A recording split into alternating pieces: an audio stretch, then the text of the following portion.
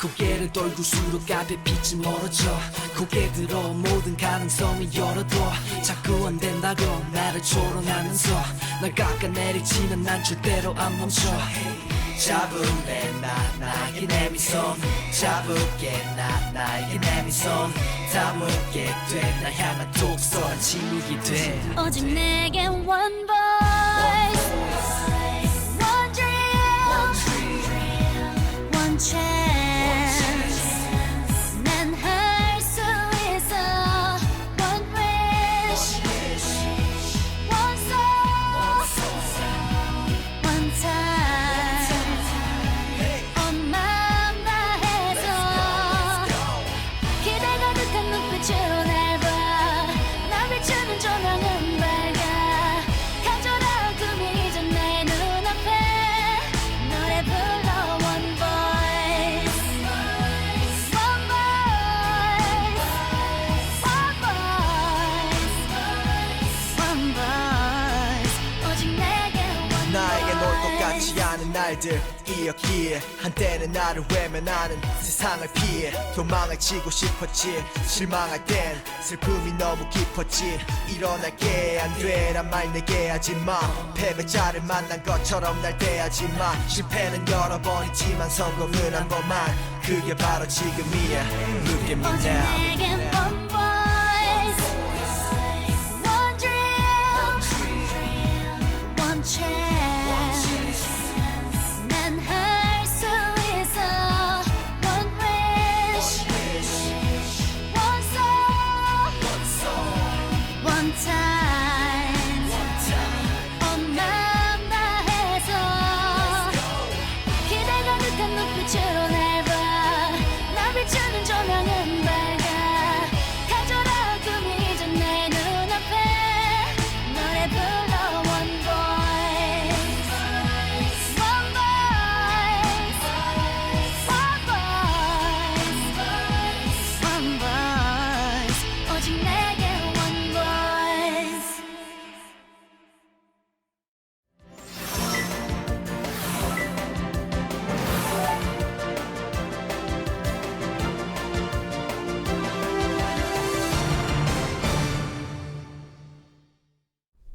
안녕하세요. 뉴스데스크의 바람잡이 지영은입니다. 네, 엄주원입니다. 오늘 민승님 매일 와주시는 분이죠. 네, 강민승님의 아주 뭐 신청곡 자주 신청곡 해주시는 분. 보아의 One Dream 함께했습니다. 네.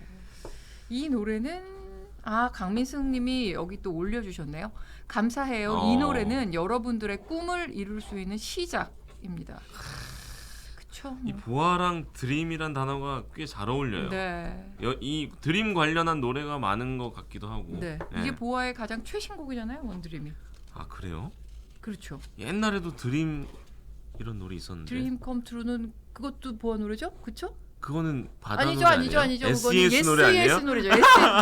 드림이 나오는 처음이에요. 처음이죠. 아이돌관에서 지선배보다 아는 게 나온 게 처음이야. SES를 아이돌이라고 하기는 좀 그렇지 않나? 그런가요? 중년 아이돌인가 이제? SES를 아이돌이라고 하기는 재밌구나. 자 그럼 나 이제 굉장히 좋아하네요. 낮에 눈에 띈 뉴스 처음이에요. 하나 보겠습니다. 기쁘다 진짜.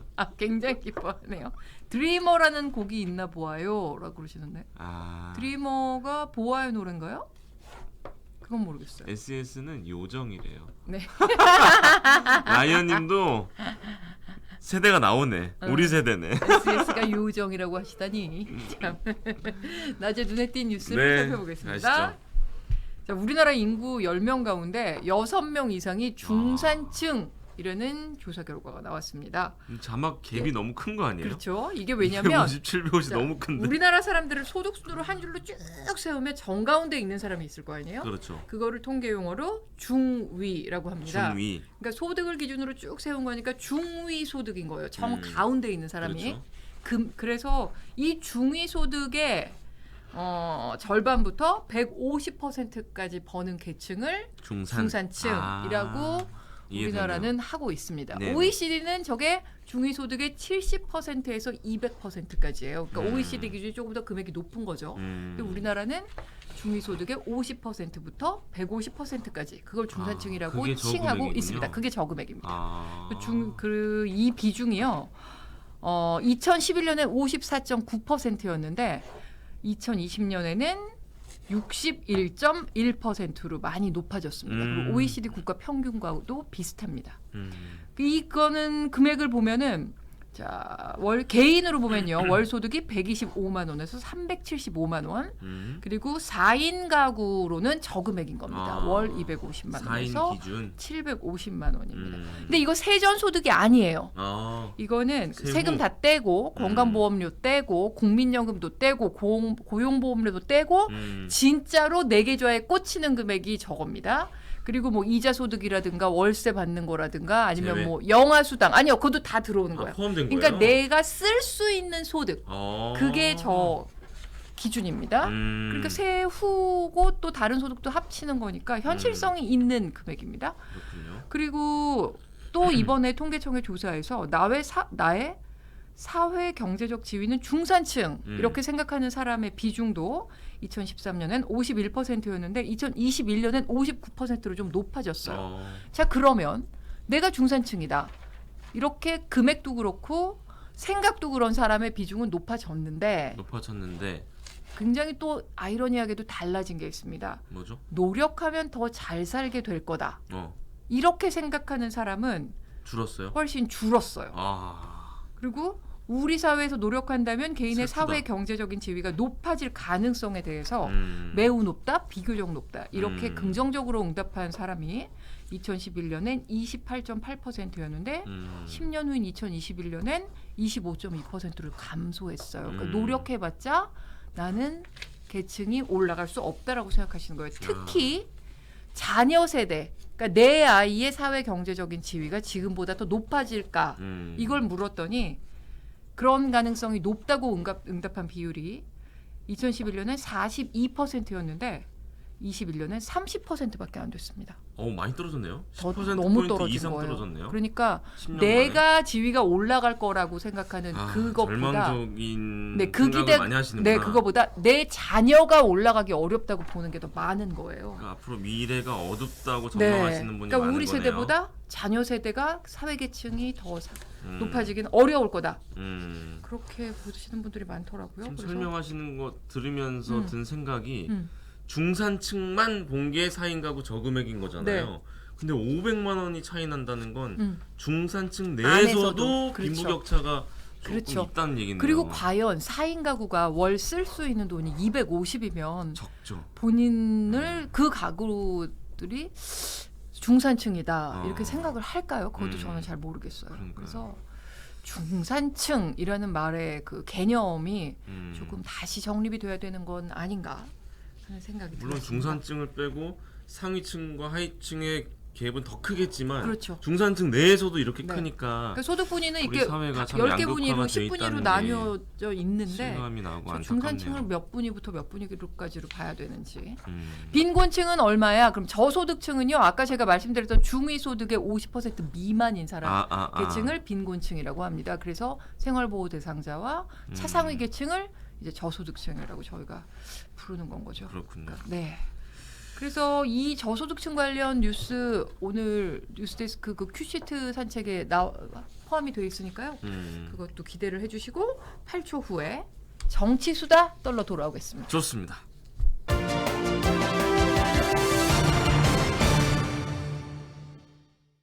서영사님이 이러시네요. 예. 중산층이 많지 않아서 저렇게 이 갭을 레인지를 늘린 거다 이렇게 얘기를 하시네요. 네, 그럴 수도 있겠네요. 그냥. 근데 오늘 그 기사의 핵심은 마지막에 있었어요. 기대가 줄었다는 게 좀 그렇죠. 안타까운데 그게 중요한 겁니다. 10년 뒤에는 네. 기대가 좀 늘었으면 하는 그러니까요. 바람을 내가 그냥 가져봅니다. 웬만큼 살고 있지만 우리 애들은 나만큼도 못 살 것 같아. 그러니까요. 그런 의미가 아닌가 싶어요. 자, 우울한 얘기를 조금 하고 있었는데 이 시간도 뭐 그렇게 밝지는 않습니다. 정치권 소식이 더 그래도 우울하잖아요. 네, 정치권 소식 자체는 우울하지만 우리 밝은 에너지, 기운찬 에너지를 항상 갖고 오시는 배종호 교수님 나오셨습니다. 어서 오십시오. 배종호입니다. 기운차게 인사를 좀 해주시죠. 근데 오늘 눈이 약간 충혈되셨는데 굉장히 네. 피곤해 피곤하세요? 보이십니다. 네. 네. 너무 열공했나? 아, 감기인가? 준비를 너무 열심히 하셨어. 굉장히 피곤해 보이세요. 평소하고 달리 좀. 네, 오늘 약간 그렇습니다. 네, 네. 뭐 이런 날도 있고 저런 날도 제가 있고. 뭐 네. 방송 메시지는 뭐 화로처럼 네. 싱싱합니다. 네, 알겠습니다. 화로 같은 방송을 하시는 우리 배종호 교수님과 정치수다 시작하겠습니다. 네. 자, 나경원 전 의원에 이어서 유승민 전 의원까지 당대표 경선에 나오지 않겠다 이렇게 얘기했습니다. 국민의힘 전대 이제 선거판 당대표 어떻게 되는 겁니까? 뭐 이제 판이 급속도로 바뀌고 있는 거죠. 네. 사실상 이제 양자 대결 네. 구도로 가고 있어요.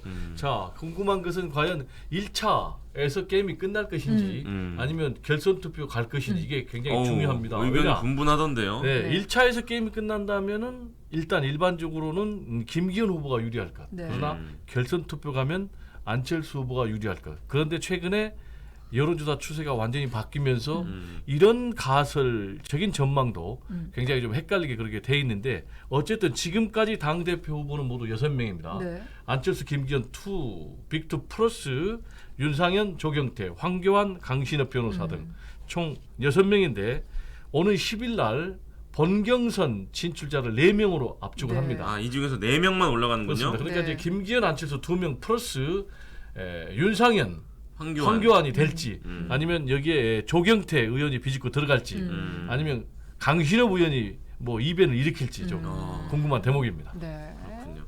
그러니까 안철수, 김기현 이제 사실상 뭐 실제로 양강 구도가 된 건데 네, 다자 대결에서는 항상 김기현 후보가 이기다가 요즘에는 다자 대결에서도 안철수 후보가 이기는 조사가 막 나온단 말이죠. 그렇습니다. 물론 여론조사는 지지층, 실제 선거는 당원 뭐 다르긴 합니다만 그렇습니다. 이 여론조사를 어떻게 분석하시는지요?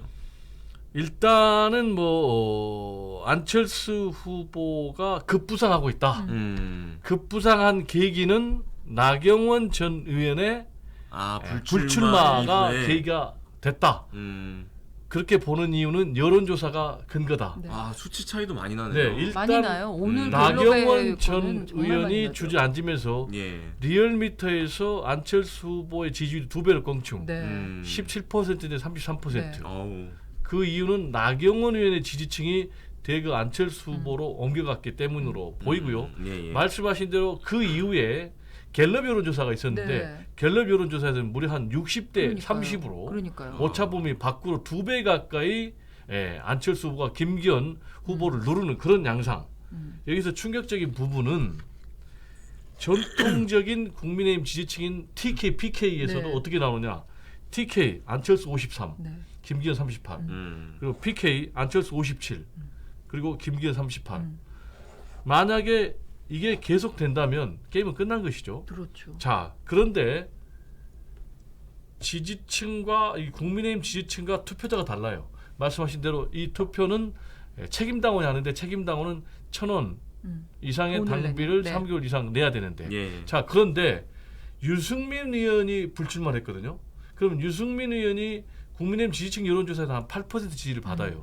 근데 유승민 전 의원 같은 경우는 완전 반윤이잖아요. 네. 그럼 이 8%는 고스란히 안철수 후보에게 얼마 갈 것이다라고 계산이 되거든요. 네. 그러면 앞으로 이후에 이제 여론조사가 나오면은 더 격차가 올라간다? 더 벌어질지 좀 지켜봐야 되겠습니다. 이렇게 흐름이 갑자기 급변한 이유가 뭐라고 생각하십니까? 네, 일단은 제가 볼 때는 뭐 말씀드린 대로 나경원 전 의원의 사퇴가 계기가 됐는데 반감이 좀 있었던 것 같아요. 어떤 반감? 야, 대통령 비서실장까지 나서가지고 주저앉죠. 그리고 초선 의원 뭐 개혁에 앞장서야 되는데 50명이 막 연판장 돌리면서 또 주저앉죠.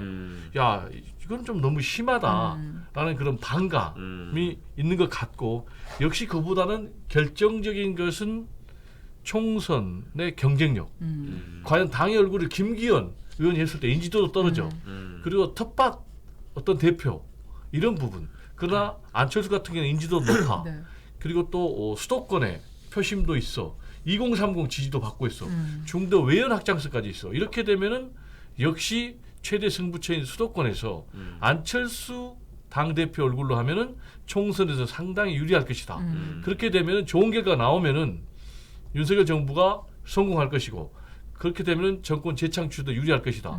그러나 김기현 후보가 당 대표가 됐을 때는 반대가 될 수 있다. 이런 전략적인 표심이 나타난 결과로 해석이 됩니다. 네.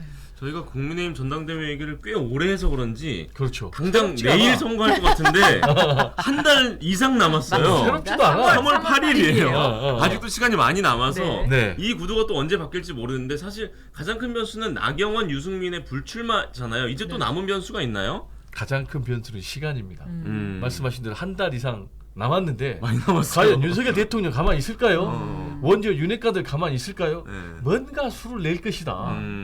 그래서 김기현 친윤 단일 후보를 반드시 만들 것이다. 이렇게 전망이 되는데 그것도 하나의 뭐 우리가 예상일 뿐이죠. 왜냐?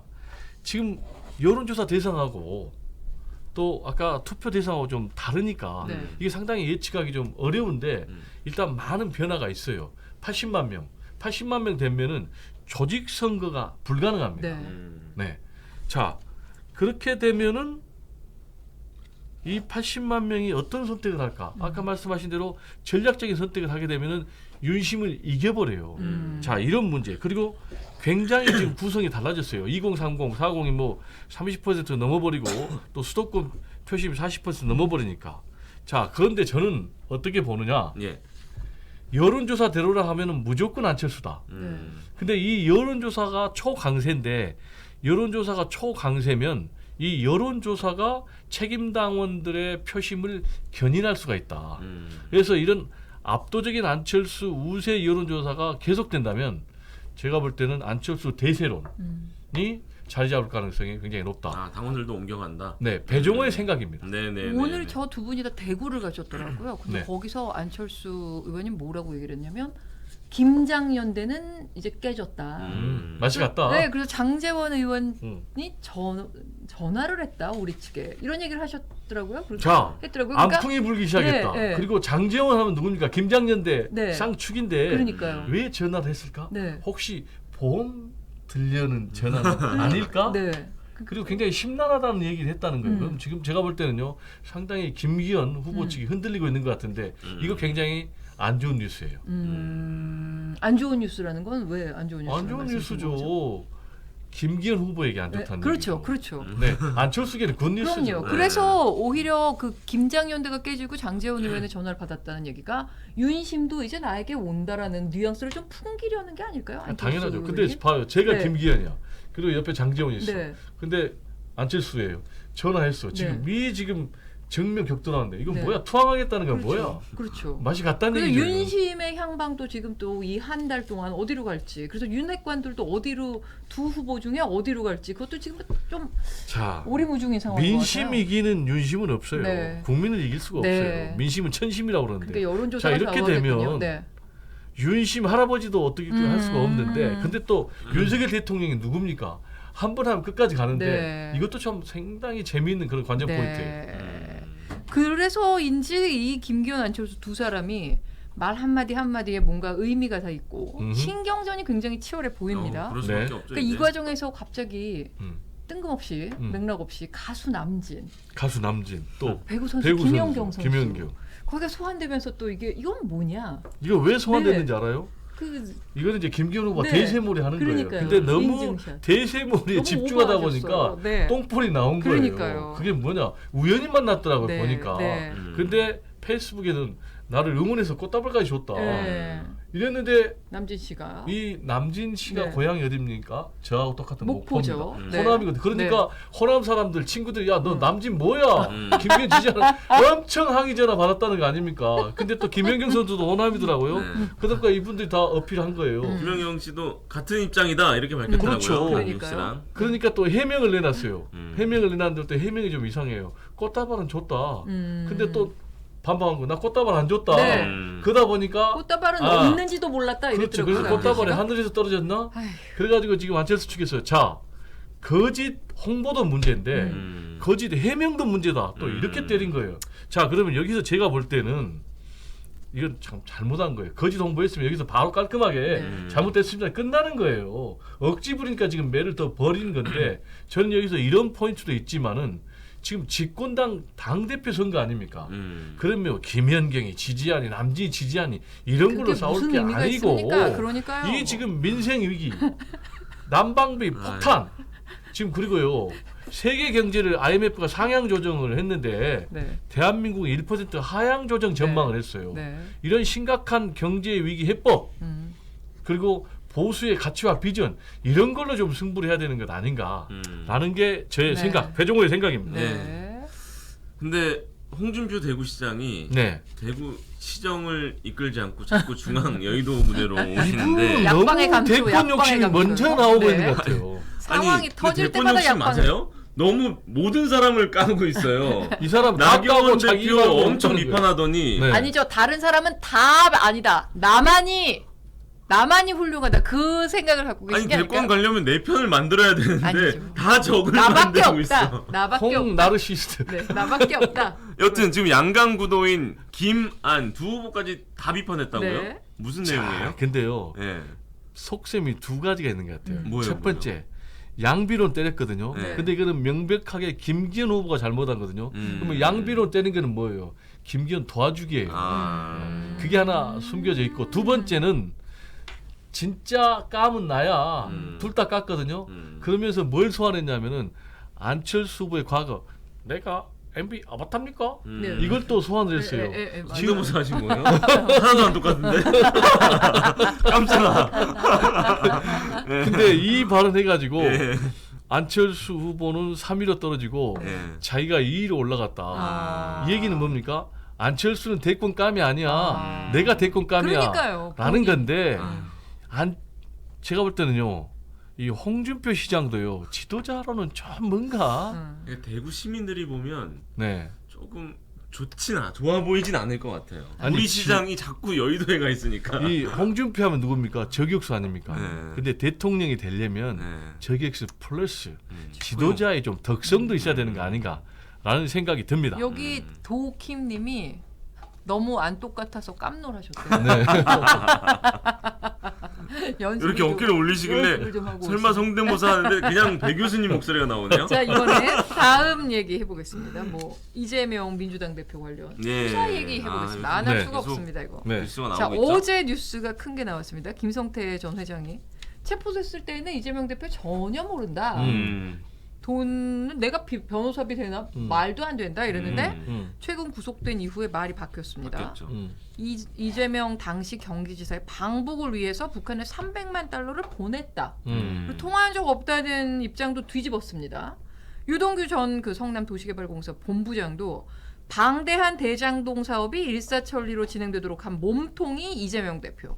그리고 당시 이재명이라는 이름은 금기어였지만 모두가 알고 있었다. 이렇게까지 얘기했습니다.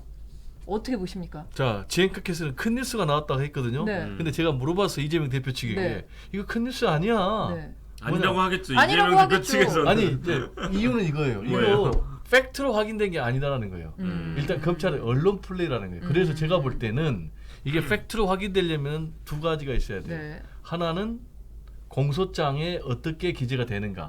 공소장은 이제 팩트가 기재가 되니까. 그렇죠. 네네. 두 번째로는 법정에서 김성태 전 쌍방 회장이 어떻게 진술한가.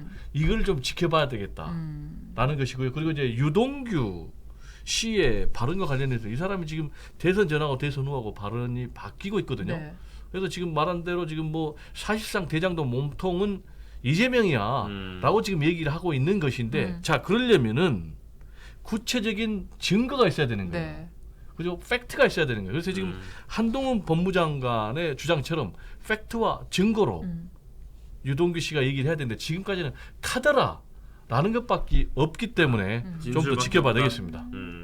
김성태 전 회장이 그래도 기업을 하던 사람이니 뭔가 근거를 가지고 얘기를 하지 않을까요? 그러니까 지금 이제 언론 네. 보도밖에 없기 네, 때문에 네. 제가 말씀드린 대로 팩트로 확인되는 과정이 좀 필요하다라는 네. 얘기입니다. 네. 네. 이렇게 당 대표가 이제 계속 소환되는 상황이니까 민주당은 특검 TF 김건희 여사에 대한 특검 추진으로 맞불을 놓고 있는데 1인 시위까지 시작을 했다고요. 일단 민주당은 이재명 대표의 죽이기에 대해서 세 가지 카드를 내세우고 있어요. 네. 첫 번째 김건희 여사 아킬레스건이니까 예. 김건희 여사 특검을 추진하겠다. 그래서 말씀하신 대로 이제 특검 TF 지금 이제 추진하고 있고 또 뭐 1인시 들어가고 또 로텐더 홀에서 국회입니다. 거기서 뭐 밤샘 농성 토론한다고 그래요. 그리고 두 번째 카드는 이상민 행안부 장관 탄핵 추진입니다. 그래서 내일 또 의총을 연다고 그래서 의총에서 이게 당론으로 채택이 될지 좀 지켜봐야 되겠고요. 그리고 세 번째가 장외 투쟁입니다. 그래서 지금 2월 4일 날이죠. 지금 전국 동원령을 내렸단 말이에요. 그래서 대대적인 이제 사실상의 장외 투쟁으로 들어가겠다는 것인데, 자 이렇게 되면은 계속해서 검찰은 소환, 또 구속영장 청구, 또 기소 이렇게 나갈 것이고, 또 민주당 이재명 대표 측은 이제 사실상 장외 투쟁, 또 특검 추진, 뭐 이상민 탄핵 추진 이런 걸로 이제 맞불을 놓을 것으로 보여서 예, 예. 뭐 갈수록 전국은 완전히 험악해질 것으로 우려가 됩니다. 근데 이런 상황에서 더불어민주당에서 비명계 의원들 중심으로 하는 민주당의 길이 오늘 첫 모임을 가졌습니다. 이건 어떻게 봐야 합니까? 민주당의 길은 결국 이제 비명계 모임의 이름만 바꾼 거예요. 네. 다만 이제 확대 개편했기 때문에 좀 세력이 더 커졌다. 이렇게 그래요? 봐야 되겠어요. 이 이제 원초적인 그 출발은 아시겠지만 반성과 혁신이었거든요. 지난번 전당대회 이후에. 근데 이제 이번에 다시 이제 민주당의 길로 이름을 바꿨는데, 이렇게 하는 것은 결국은 이재명 대표를 압박을 하겠다. 네. 그래서 사퇴까지 시키겠다. 그 이유는 결국 뭐겠습니까? 앞으로 이재명 대표가 공천권을 장악하지 못하도록 견제를 해서 자신들의 좀 공천 문제를 보장받겠다라는 그런 셈법이 담겨 있지 않나 생각이 됩니다. 네. 한동훈 장관이랑 뭐 설전도 이어졌죠. 이재명 대표가 내가 대선에서 져서 검찰이 소환하는 것 같으니 내가 나가겠다라고 했더니 한 장관은 그럼 만약에 이재명 대표가 대선에서 이겼으면 이 검찰 수사 뭉갤 거냐 이렇게 맞받아쳤거든요. 네. 어떻게 보셨어요? 이 둘의 한동훈 대화를? 장관은요 지금 신분이요 정치인이 아니에요. 그렇죠. 국무위원이에요. 자, 국무위원은 정치 중립 의무가 있습니다. 근데 너무 정치적인 발언을 많이 해서 정치 한복판으로 계속 뛰어들어오고 있는데, 이것은 제가 볼 때는 국정 안정을 위해서도 좋지 않다. 일단 발언과 관련해서는 왜 이런 발언이냐면, 이재명 대표가 검찰 재소환에 나가면서 내가 대선 패배했으니까 그 대가로 이렇게 자꾸 불려다닌다. 부르면 또 가겠습니다. 라면서 이제 탄압받는 야당 지도자 이미지를 보였단 말이에요. 그러니까 지금 여기에 대한 이제 반론으로 대선에 이겼으면 그러면은 사건을 뭉갰을 것이란 말인가, 이렇게 지금 주장을 하고 있는데, 자 그러면서 표를 더 받는다고 제가 없어지면 그건 민주주의 아니다 이렇게 얘기를 했는데, 이러려면 김건희 여사에 대해서도요 똑바로 수사를 해야 돼요. 자 그러니까 지금 민주당 이재명 대표는 검찰 독재 정권, 있는 죄는 덮어주고 없는 죄는 만들어도 된다라고 지금 반박을 하고 있거든요. 자 그렇다면 또 뒤집어서 여기에 반박하는 이제 민주당 이재명 대표 측은 대선에 졌으니까 네, 지금 나는 정리해 또 주시죠. 표적 수사하냐 네. 이렇게 주장하고 있는 것입니다. 네, 알겠습니다. 뭐 정치 이슈가 하도 많아서 네. 수다는 수다네요. 네, 항상 수다. 네, 수다는 시간이 수다. 참 모자랍니다. 뭐 이번 주도 말씀 감사합니다. 네, 다음 주 네, 기대하겠습니다. 수고하셨습니다. 감사합니다. 네. 8초 후고 있습니다.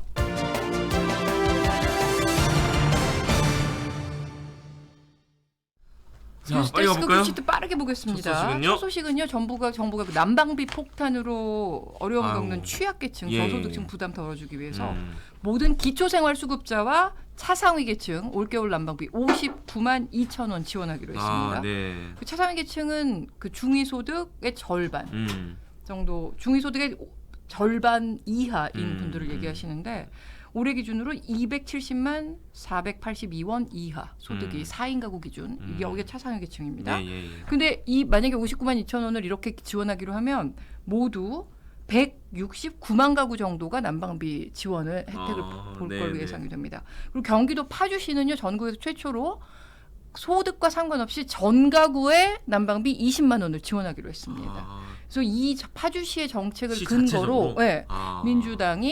더불어민주당이 지자체도 하는 걸 나라는 왜 못하냐라고 지금 여권을 공격하고 있습니다. 자, 난방비 지원이 어떤 방식으로 이루어지고 언제까지 쓴 게 되는 건지, 그리고 나는 지원 대상인지, 신청하는 방법은 어떤 건지 오늘 뉴스데스크에서 다 알려드리겠습니다. 네, 다음 소식은요. 자, 4년 만에 택시 요금 인상됐습니다. 아, 예. 오늘 새벽 4시부터 기본료가 1,000원, 올랐고요. 4,800원으로. 미터기 오르는 속도도 빨라졌습니다. 첫날 표정 어땠는지 뉴스데스크에서 살펴볼 텐데 네네. 중요한 건 오늘 밤 11시부터입니다. 아, 할증. 할증 요금 체계가 완전히 많이 바뀌어서 뛰었다고요? 엄청나게 뛸 거라고 합니다. 그러니까 오늘 밤에 한잔 하시고 11시 이후에 귀가하실 분들 뉴스데스크 꼭 보시고 오늘 밤부터 택시 요금 얼마나 비싸지는지 미리 아셔야 이따가 괜한 시비 붙지 않으실 수 있습니다. 한잔 하시고 네. 11시 전에 들어가셔야 될 것 같아요. 그것도 좋은데 그래도 11시 이후에 만약에 가신다면 택시 요금 어제까지 하고는 보다는 훨씬 많이 내셔야 된다는 거 알고 계시기 바랍니다. 네, 이외 국민연금 개혁을 비롯한 여러 뉴스들 본방을 통해 확인해 주시기 바랍니다. 여러분 고맙습니다. 감사합니다.